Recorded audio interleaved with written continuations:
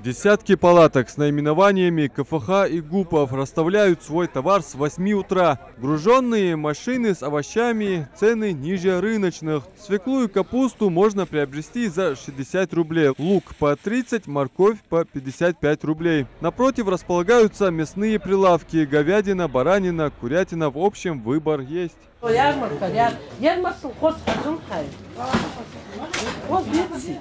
قصدك أمالدات. كم يا خدوير؟ Вежен долук dediniz. А местно дорогие? А фарши ювекиш? Фарши 450. 450 фарш, мамасу кози фарш. Мясо, представленное ингушскими фермерами, как местное, так и привозное. Также на прилавках можно заметить и продукцию птицекомплекса «Южный». Можно приобрести здесь и молочную продукцию, но люди больше стоят в очереди за картофелем. Цена за килограмм 40 рублей. Скупают и пшеницу мешками. Ее здесь 2 грузовые машины. Хватит всем. Реализует продукт ГУП Асканова 12 рублей за килограмм. Машине та хадиш духта дуалика. حمست. Дарик хаец. Дарик да حمست. Это базар ты махой вообще. Да, базар был мах. Я субботу, воскресенье важно. Сахар и хам масс кас. 5-килограммовый мешок рассыпного сахара 400 рублей, а за рафинад просят 500. Цена за мед также ниже рыночных. 192 نقطة ياسك حنا الله دوات ده سهلة دوات مصر ده ستاري بوريحة ده مصر دوكا قول مقولي راجل أنت صحيح دوك جزنا ترى ما ده حد داري من درجة ترى ما ده شيء هذا صدق إيه طال يسخن جون ده تشتيست بسمت كيان 2000 بالونا يعني das. Обычно на ярмарках товар пробуют на вкус, но сейчас нет такой возможности. У верующих пост. Покупки осуществляются на доверии. Тем не менее, берут все впрок.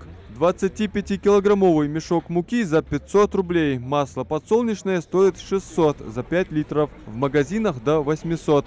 Посетители ярмарки остались довольны.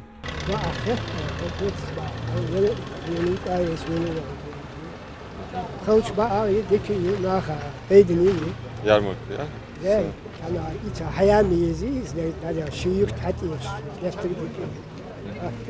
Это 9-я ярмарка из запланированных 18. Их проводят по указанию главы Ингушетии до конца апреля. Цены на ярмарке могут меняться. Минсельхоз региона исходит из ситуации на рынке. В связи с тем, что пошли резкие скачки цен, главой республики и правительством было запланировано ряд мероприятий для сдерживания цен на основные продукты питания, в том числе и проведение ярмарок.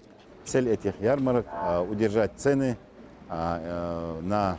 до кризисных уровня, и чтобы цены были доступные. Товар был представлен в избытке. Порядок расстановки осуществлен с соблюдением требований товарного соседства. Ровные, аккуратные ряды. Отсутствие спекулянтов. Не было и хаотично разъезжающих по ярмарке автомобилистов. Организация ярмарки в Нестеровском, как отметили и сами покупатели, отличная. Адам Мережков, Магомед Дарсигов, Новости 24.